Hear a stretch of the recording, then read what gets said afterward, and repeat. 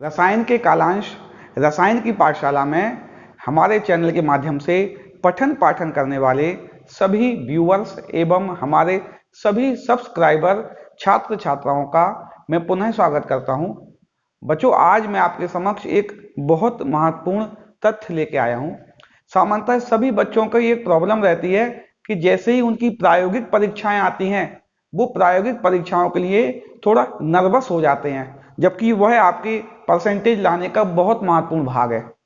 अगर आप प्रायोगिक परीक्षाओं में अच्छा परफॉर्मेंस करते हैं तो आपको 30 में से 30 नंबर तक मिलने की संभावना होती है, और वो 30 नंबर बच्चों आपकी जो परसेंटेज है, जो हाई रैंकिंग है, उस हाई रैंकिंग में बहुत उपयोगी साबित होते हैं।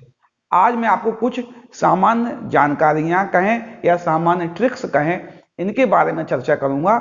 यदि आप उनको अपनाते हैं तो मैं आपको पूरा विश्वास दिलवाता हूं कि आप रसायन विज्ञान की परीक्षा में निश्चित प्रायोगिक परीक्षा में निश्चित अच्छे अंक प्राप्त करेंगे। आइए रसायन विज्ञान के इस खूबसूरत से चैनल में हम और आप मिलकर कुछ सामान्य ट्रिक्स जानते हैं, जिनके माध्यम से हम अपनी प्रैक्टिकल परीक्षाओं में अच्छे अंक अर्थात मैक्सिमम मार्क प्राप्त कर सकते हैं। सबसे पहला काम बच्चों, आपको सभी बच्चों के लिए बता रहा हूं, मैं सभी तरह के प्रैक्टिकल हो, सभी तरह के एग्जाम हो, सबसे पहला काम बच्चों आपका अनुशासन है।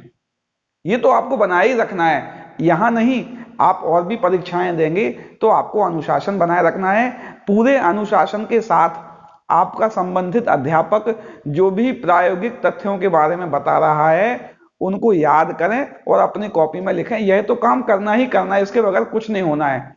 इससे क्या होगा बच्चों, आपका जो अध्यापक है उसके नजर में आपका फीडबैक अच्छा जाएगा, तो वैसे ही आप हाई रैंकिंग छात्र की श्रेणी में आ जाएंगे, आपको नंबर मिलने की संभावना पहले से ही बहुत अधिक हो जाएगी।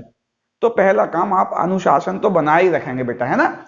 दूसरे तीसरे काम जो आपके प्रैक्टिकल से संबंधित हैं उनको आप कर लें बेटा, तो उनसे आपको बहुत लाभ मिलने वाला है। सबसे पहले क्या करें, क्योंकि आपके रसायन विज्ञान में मुख्यतः 3 प्रकार के प्रयोग होते हैं और चौथा आपका एक प्रोजेक्ट होता है।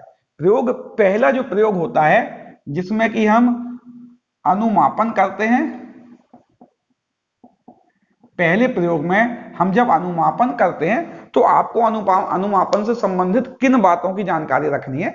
अच्छा बच्चों, एक बात और बता दें, उपरोक्त सभी कॉन्सेप्ट जो मैं बता रहा हूं इनके अलग अलग कम से कम 3 वीडियो मेरे चैनल पर डले हुए हैं, आप वहां जाकर भी देख सकते हैं, तब भी आपकी तैयारी अच्छी हो जाएगी। जैसे जो अनुमापन है, इससे संबंधित बच्चों आप सारे सूत्र याद रखेंगे। क्या याद रखेंगे? इसमें जो भी सूत्र याद होते हैं उन सूत्रों को याद रखें, कौन कौन से सूत्र एप्लीकेबल होते हैं। दूसरी बात, इसमें प्रयुक्त अभिकर्मक याद रखें। मैं क्या कह रहा हूं, अनुमापन से संबंधित सूत्र याद रखें, इसमें प्रयुक्त अभिकर्मकों की जानकारी हो, उनके नाम और सूत्र याद हो। इसकी रासायनिक अभिक्रिया इसकी रासायनिक अभिक्रिया के बारे में आपको जानकारी हो। और चौथा, इसकी गणना कैसे की जाती है इसकी जानकारी हो, ठीक है नहीं। और लास्ट में आपको अभिकर्मकों के उपयोग जानकारी हो, किस अभिकर्मक किस उपयोग में प्रयुक्त होता है। अगर आप यह याद करेंगे, सामान्यतः इनसे आपका सभी काम हो जाएगा और आप बहुत अच्छा वाइवा देंगे। और वाइवा सबसे बड़ा भाग होता है आपके प्रैक्टिकल का। यदि आपका वाइवा अच्छा जाता है तो बच्चों को नंबर अच्छे मिलने की संभावना बहुत अधिक होती है। तो आप सूत्र याद रखेंगे, अनुमापन से संबंधित जो अभिकर्मक हैं उनके नाम याद रखेंगे, उनके सूत्र याद रखेंगे। सूत्र के भागे आ गया ये रासायनिक सूत्र भी याद रखेंगे, जो आता है कैलकुलेशन वाला आता है ना, जो रासायनिक अभिक्रिया कौन सी होती है इसमें, वो याद रखेंगे। गणना वाला पक्ष आपको क्लियर होना चाहिए, और आप प्रत्येक अभिकर्मक का क्या उपयोग है इसकी जानकारी बच्चों आपको होनी चाहिए। आपका वाइवा इस टॉपिक का बहुत अच्छा जाएगा। दूसरा वाइवा का टॉपिक होता है आपको 2 अम्लीय व 2 क्षारीय, अम्लीय व क्षारीय, एक भी हो सकता है, 2 भी हो सकते हैं, अम्लीय व क्षारीय मूलकों की पहचान करने को आता है। इसके लिए आपको बहुत बड़ी चीजें नहीं याद करनी है, आपको बच्चों 2 टेबल याद करनी है। दोनों टेबल बेटा मेरे चैनल पर आप जाएंगे अम्लीय मूलकों के परीक्षण में और क्षारीय मूलकों के परीक्षण में, डिस्क्रिप्शन बॉक्स में डली हुई हैं।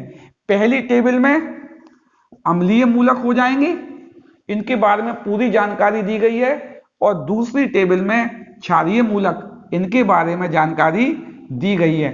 आप यदि दो टेबल याद कर लेंगे, इन दो टेबलों की सहायता से आपके पूरे अम्लीय और क्षारीय मूलकों के पहचान का जो कॉन्सेप्ट है, वो कॉन्सेप्ट आपको बेटा क्लियर हो जाएगा। आप कॉन्सेप्ट क्लियर रखेंगे, वाइवा अच्छा देंगे, निश्चित अच्छे नंबर आएंगे। तीसरी बात आती है आपकी कि आपको क्रियात्मक समूह की पहचान करनी है। क्रियात्मक समूह की पहचान, तो यह तो बच्चों आपके ऑर्गेनिक केमिस्ट्री का ही भाग है। जो आप ऑर्गेनिक केमिस्ट्री पढ़ते हैं वहां भी यह टॉपिक है, आप वहां से भी याद करके जा सकते हैं। आपको मुख्यतः किसकी क्रियात्मक समूह याद रखना है? एल्कोहल, OH कौन कौन सा आपको? एल्कोहलिक और फिनोलिक। हाइड्रोक्सिल ग्रुप कौन कौन से?